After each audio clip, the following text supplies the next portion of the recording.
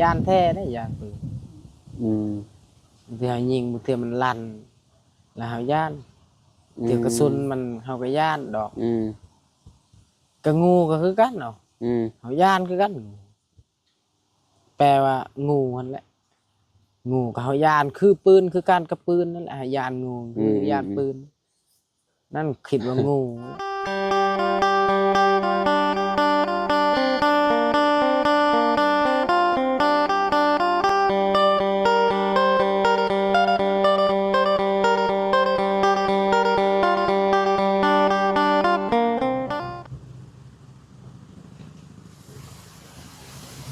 อ้าวกราบสบายดีและสวัสดีเนาะ FC เบิร์สสุขูสู่คนพี่น้อยเนาะบ่ว่าสิอยู่ในและก็ต่างประเทศพี่น้องมาพบมาพ้อกันกับเฮาคือเก่าพี่น้อยเนาะอยู่พี่เด้อพี่น้องเนาะอยู่ที่เฮือนน้องอาเจืองพี่น้องเนาะน้องห้างเนาะกระต๊อบเพิ่นนี่แหละพี่น้องเนาะเพิ่นย้ายมาอยู่เลยได้พี่น้องเนาะสบายดีเด้อน้องเด้อเนาะ ขออนุญาตหน่อยเอเนาะอเออฝันดีอยู่บ่เมื่อคืนนี่น้องก็พันอยู่กระโดนได้บ่ได้ถามความฝันเจ้านี่โดยเอาเล่าความฝันดูจังได๋ฝันแบบใดอันนี้เนาะลาวมาได้มื้อนี้น่ะโดยอ่าเอาก็พันว่าไปยิงนกเอาปืนแก็บยิงนกปืนเก็บยิงนกโดยยันงูแหละได้บ่บ่ได้จักโตยบ่ได้แบบเฮาตื่นเลยก็คือนกสีหยังนกว่ะอืมก็นกนี่ก็จักสิยังเห็นแต่มันบินอ๋อเห็นแต่มันบินโดยบ่เห็นสินกนูเห็นหมดเฮาไปยิง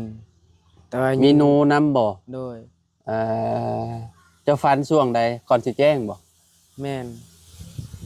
แปลเอาเด้อบาดนี่พี่น้องมีหนูกับนกเนาะบัวเขายันงูนั่นแหละหนูบ่งูฮะเล็กงูนั่นแหละงู แม่น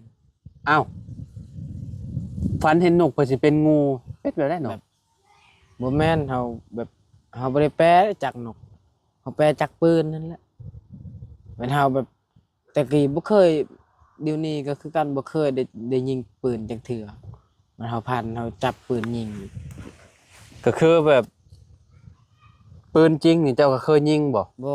บ่เคยโดยเคยแบบในความฝันนี่แม่นจับปืนเนาะแม่นจับปืนแก็บโดยปืนแก็บที่ว่าเขาเจ้าอันใส่ดอกแก็บหั้นนะพี่น้อยเนาะปืนแบบโบราณเนาะโดยเออสงสัยงูแหละอยากใส่เล็กงูแหละงูแม่นแบบบ่ปืนบ่งูกับนกเนาะสองอย่างนี้เนาะบ่เชื่อปานใดนกยันงูนั่นแหละเจ้าเสื้องูบ่แม่นโอ้3272เลยบ่แรงนี่แม่นจัดโลดแบบเขาจับปืนนั่นเด้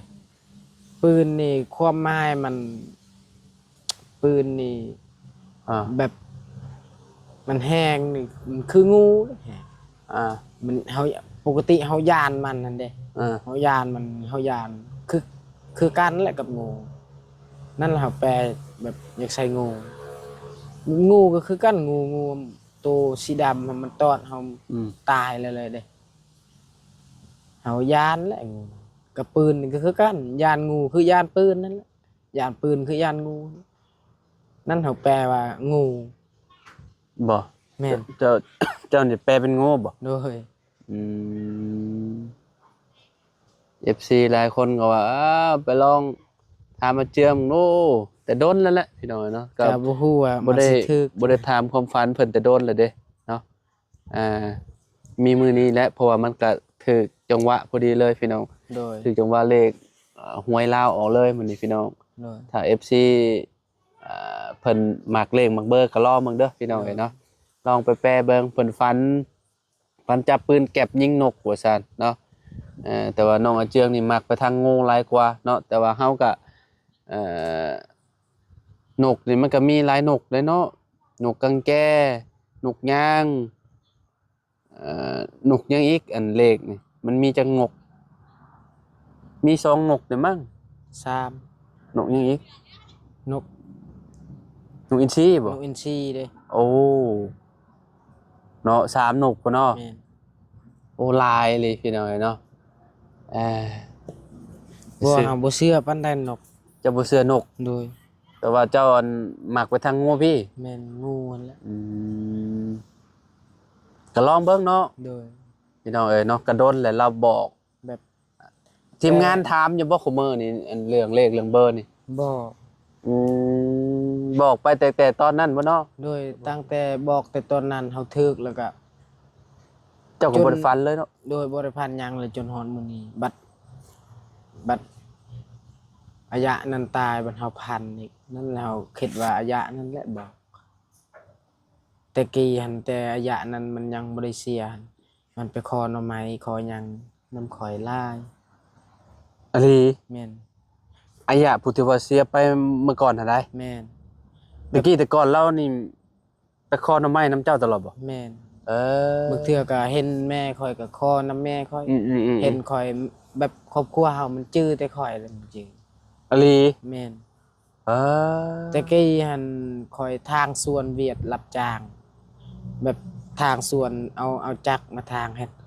แบบเฮาถึกไม้ตาเฮาเด้ ไม่ถึงตาเจ้า แม่นแต่ว่าลาวเป่าเด้มันก็หาย แล้วเป้าให้เจ้า โดย หาย โดย เออ เฮาเจ็บแท้จนบ่นอนขี้ดินอิหยังเข้าตา นอนจะบ่รับ โดยมันเป่า แม่เฮามาบอกเอามันแล้วมันเป่าให้มันเป่ากะดีมันเป่า จากมือ มือเดียวดีเลยมันเป่า โอ้ มันคักเลย เจ้าเจ็บตาเจ้าจะบักแดงๆบ่ตอนน่ะ แม่นมักแดงๆไหลน้ำตาตลอดเลย น้ำตาไหลตลอด ดู เออ มันเป่ามือเดียวนั่น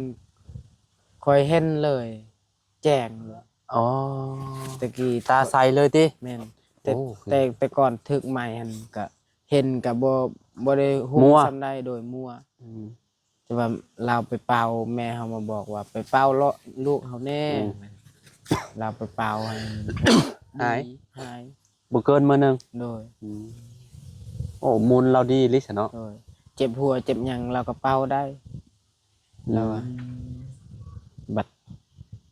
บัดเราเสียนแต่เฮานอนเฮือนหันแต่พันแล้วก็ถือ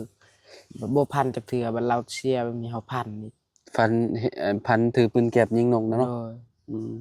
คิดว่างู เจ้านอนอยู่เฮือนอ้ายเจ้าบ่ แม่นนอนเฮือนนั้น เจ้าสิคิวอยู่บ่จักพี่น้องให้เนาะบ่แน่เด้เนาะอาจสิเพิ่นมาบอกเลขบ่เบอร์เจ้าก็ได้เนาะ โดย จากที่แบบดนๆบ่ได้ฟัน เป็นเดือนได้มั้งเจ้าบ่ได้ฟันเนาะ โดย นอนบ่แลงนี่สิฟันดีอยู่จักเนาะนอนกระตอบหลังใหม่เนาะ โดยพันก็บ่ได้ออกแรกและ ก็ยาแล้ว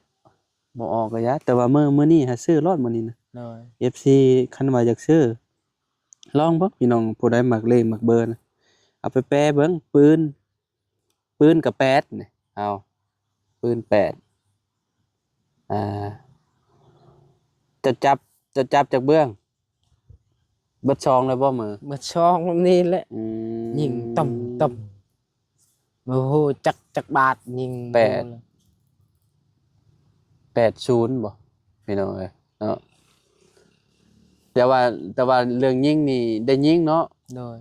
แต่บ่ฮู้ว่าจักนัด โดย อืมเอา บ่ค่อยก็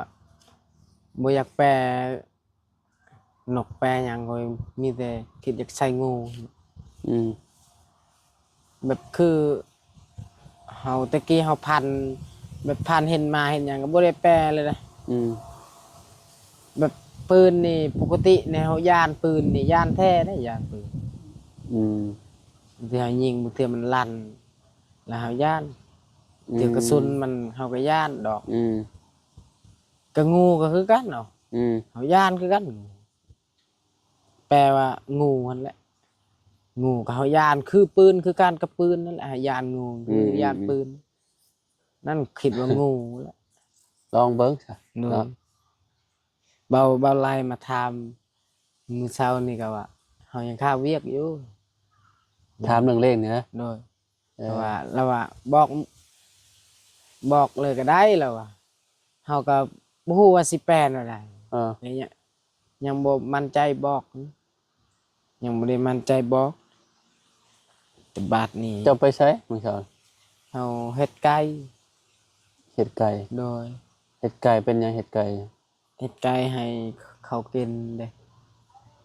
แบบใดมีงานหยังอีก งานคันงานมาขอน้องค่อยน้อง ลูกในบ้าว อ๋อบ้านใดมา บ้านห้วยละอา บ้านห้วยละอา โดย มุนยิงบ่ ผู้ชายบ้านห้วยละอา ว่ามุนยิงอันอายุเท่าใด จักแหละ รุ่นเดียวบ่กับเจ้า เราน้อง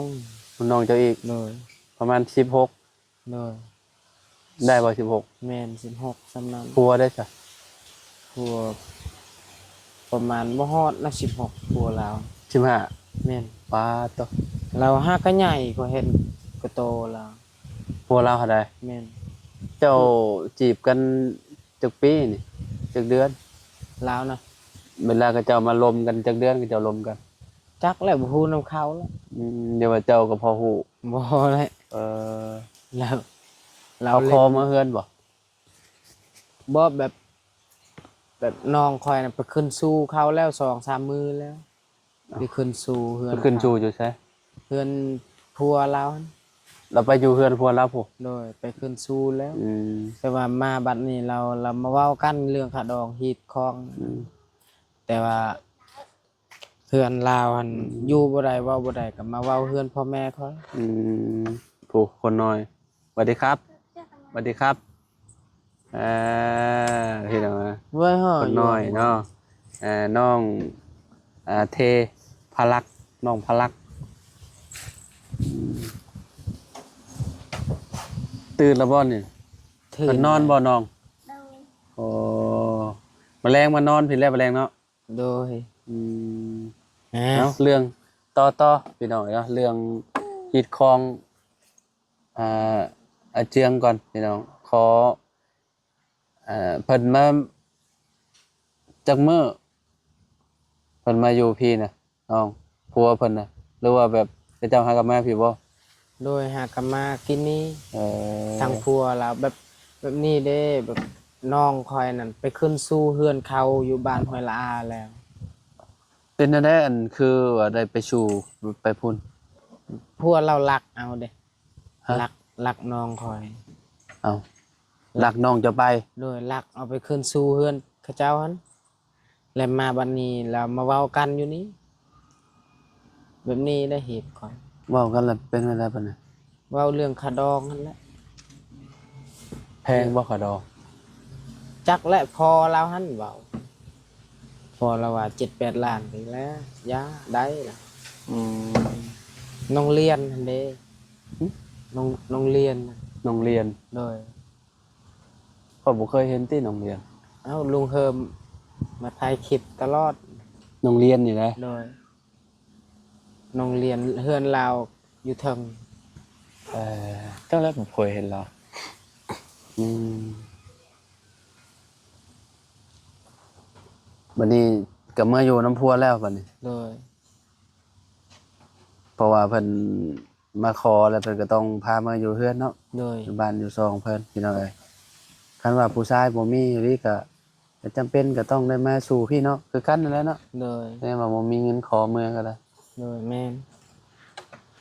คือเจ้าขอเมียเจ้ามาเท่าใดซะ 7 ล้าน 7 ล้านจ่ายไปเลย โดย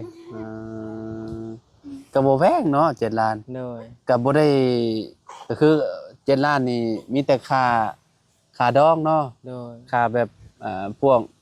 อาหารการกินต่างหากเนาะแม่นบ่ โดย เออ หมูควายตั้งฮัก อืม หมูงัว มีควายมีหยังบ่อันของเจ้าน่ะ งัว มีงัว โดย หมู หมู3 ไก่ ไก่11 ไก่11 โดย เหล้าเด้ เหล้ามัน20แก้วนั่น เหล้า20แก้ว เอออื เอาคนน้อยอยากกินนมแล้วน้องเออเอาให้เพิ่นกินนมเนาะหิวแล้วอยากนอนแล้วไอ้ว่าบักละเอ๊ะอยากนอนแล้วเพิ่นยังบ่ได้นอนเนาะ โดย ประมาณ12 โมงแล้วเด้ เด็กน้อยก็ปกติก็มีแต่ซ้ำนี้แหละเพิ่นนอน โดย พี่น้องเอ้ย12 โมงหน่อยๆจะพ่อจังเห็นเจ้าแต่งตัวโอ้อาเจียงแต่เก่านุ่งแต่เสื้อลาย มื้อนี้อาเจียงแต่งตัวเท่แท้ว่ะ โดย เออเบิ่งก็แปลกหูแปลกตาเด้อพี่น้องเอ้ยเนาะ โดย อ่า รอขึ้นกว่าเก่าแล้วเจียงพี่น้องเอ้ยเสื้อมาแต่ไสได้มาแต่ไส เชื่อแม่ใจดีมาให้ อืมเข้ากันอยู่ได้ยามหนาวเนาะ โดย พี่น้องเอ้ยอากาศหนาวๆนี่ใส่เสื้อวอร์มโอ้สุดยอดแล้วเป็นหยังก็คันพี่น้องเอ้ยเนาะปล่อยก็ได้มันหนาวน่ะมันแบบแพ้อากาศบ่ว่าจังได๋คันเนื้อคันโตโอ้ย้ายมาคนมาเบิ่นแล้วบ่นี่น้อง ยัง ยังบ่ได้เบิดบ่ โดย อืมนอนคืนแรกสิเป็นจังได๋แหละพี่น้องเอ้ย โด เนาะ ย จะสิฝันดีหรือจังไดแหละเนาะ โดย อ่าคันว่าสมอยอยู่เนี่ยตัว โดย ก็เฮงสบายบ่ได้ฝันอีหยัง ตอนแรงกะสินอนนี่ก็มาบอกบอกปู่บอกป้าก่อน อืม บอกแบบบอกปู่เสียก่อนนั่นเลย อืม บอกลาวก่อนว่าให้อยู่ดีมีแห้ง แม่นั่นแหละ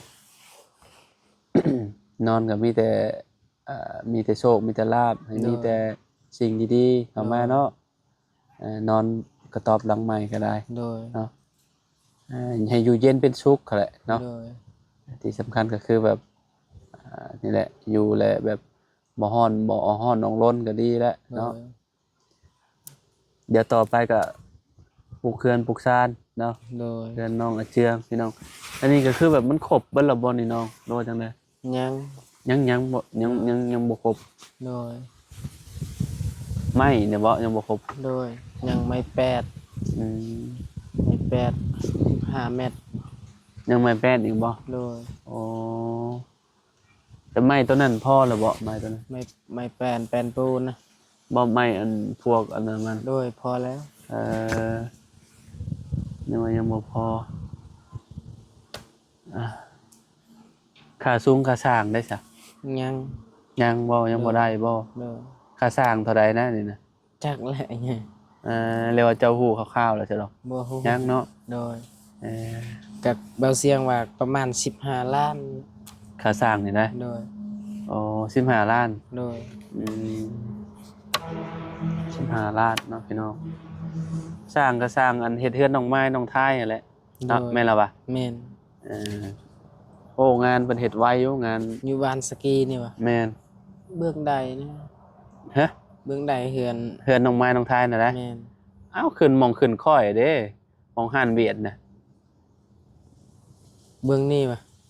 สมมุติว่าเฮาไปมันก็อยู่ฝั่งนี้ แม่น อยู่ฝั่งซ้ายมือสมมุติว่าเฮาไปก็ได้ โดย สมมุติเฮามาก็อยู่ขวามือแหละ โดย แนมบ่เห็นดอกมันอยู่ในพุแนมจะเอาขี่รถผ่านก็ได้ โดยบอนเฮือนน้องสาวอดัมมันบ่ เออใกล้ๆเฮือนน้องสาวอดัมนั่นแหละ โดย เฮือนใกล้ๆเฮือนน้องน้ำนั่นแหละเฮือนน้องไม้น่ะ โดย อยู่หม้องเดียวกันนั่นแหละ โดย เออเจ้าคือฮู้อดัม ฮู้แต่กี้เราใหญ่อยู่ในบ้านนี่เราใหญ่ อ้าวคือว่าใหญ่อยู่ในบ้าน โดยแบบแต่กี้หั่นเราเกิดมาเด้เกิดมาเนี่ยอยู่บ้านซะแล้วนี่เราเกิด อ้าวแม่นบ่ โดย แล้วมีพี่น้องอยู่นี่บ่ มีน้องซอนนั่นเด้ น้องชอนนี่คือพี่น้องกับเจ้าแท้ แม่น ๆพี่น้องนั่นลาวเด้อ โอ้โหข่อยหาก็สิฮู้เด้ ซอนนี่พี่น้องกันแท้ๆแล้วกับน้องน้ำนี่ แม่น อืม พี่น้องกันแหละเขา อืม แต่กี้หั่นอดัมนี่เราใหญ่จากบ้านนี่ก่อนเราไปอยู่บ้านสกี อืม แต่กี้ ให้ก็สิฮู้เขาก็คือว่าแหละบ่ได้ค่อยได้ถามเบิ่งลึกเบื้องหลังกับเจ้าเนาะ พอเราหันบ่แม่นพอของแท้พอแท้บ่แม่นพออดัม อืม พอมันตากะนั่นแหละบอดแน่เนาะ บ่แม่นพอเราแท้ บ่แม่นพ่อแท้บ่นะ เลย แต่น้องน้ำนี่แม่นบ่พอเราแท้ บ่แม่นหมด ฮะ บ่แม่น พ่อไม่นะซะนี่ บ่แม่นพอเราแท้ ว่าอันพ่อใหม่กับเจ้าบ่นี่นะ แม่น เออ พอใหม่แล้วพอเก่าเราเสียแล้ว เอออืมอ๋อแสดงว่าน้องน้ำอดัมเนี่ยโมเมนต์เนาะโมเมนต์ลูกพ่อใหญ่นี่เนาะ เลย อืม แม่แท้แม่ อืม โอ้ยครอบครัวเราหลายครอบครัวเรา ครอบครัวใหญ่ เลย 8-9 คนบ่ เลย หลายพี่น้อง เฮาก็เคยไป อดัมใหญ่อยู่นี่เนาะ เลย พี่น้องเนาะ ดำตะกี้มันเฮาก็เห็นมัน อืม มันยังน้อยมันแบบไปเล่นบ้านเฮาไปเล่นบ้านสกีไปย่างเอา อืม ย่างเอา ไกลๆเนาะ เลย อืม ตอนเฮายังน้อยอู้แคมป์ทางมีแต่ป่าตอนนั้น เนาะ เลยเฮาไปเบิ่งนางอยู่บ้านดงนี่หมู่ครูพา อืม ยังพาให้เมื่อ อืม พาให้เมื่อบัดเมื่อนี่โอ้ยผู้หนึงกายผู้หนึงกายผู้หนึงเมื่อย่าง บ่ โดย เออ แล่นไว้หรือพาแล่น เล่นปลากัน โดย ยานเพนเด้ บ่ว่าภายและตะกี้จุมข่อยไปลิ้นก็คือกัน โดย เล่นปลากันก็ถึกบางทีก็ให้แล้ว โดย แบบว่าย่านเด้ โดย เล่นปลากันพี่น้องเนาะตอนเป็นวัยรุ่นโอ้ยม่วนไปลิ้นบ้านอื่นก็มีแต่ย่างไป โดย ย่างบ่ได้มีไฟฟ้าเด้ โดย บ่ได้มีไฟฟ้าเลยแถวบ้านข่อยคนน้อยอยากหายแล้วเนาะเอาซะเอาโอเคซะเนาะพี่น้องอยู่ดีมีเฮงบ่สุขูสู่คนเนาะ โดย มื้อนี้ก็นี่แหละเขามาหาเจืองเพิ่นพี่น้องเนาะก็เพิ่นย้ายมาแล้วพี่น้องเนาะบ่แรงนี่เพิ่นสินอนคืนแรกเนาะจักสิเป็นจังได๋แหละเพิ่นว่าเรื่องเลขเรื่องเบอร์ก็ลองเบิ่งเด้อเนาะแต่ละคน ว่าสิถึกหรือบ่ถึก บ่ถือก็อย่าว่ากัน โด พี่น้อง ย ความฝันเพิ่นก็ดนแล้วเพิ่นบ่ได้ไป โดย ฝันพี่น้องเนาะมีมื้อนี้แหละเพิ่นว่าเพิ่นฝันว่าซั่นเนาะ โดย ฝันสิคิวหรือบ่คิวก็ลองเบิ่งเด้อพี่น้องเด้อ โดย เนาะแต่ว่าก็อย่าทุ่มหลายได้น้อยหนึง โดย เนาะเจืองเนาะ โดย เอาไว้พอกันใหม่น้อง โด สบายดีเด้อ สบายดีเด้อ โดยเนาะไปน้องฮังเดี๋ยวสบายดีพี่น้องเอ้ยเนาะอยู่ดีมีแฮงบ่สุขทุกคนพี่น้องเอ้ยเนาะขอบคุณหลายๆสบายดีพี่น้องพบกันใหม่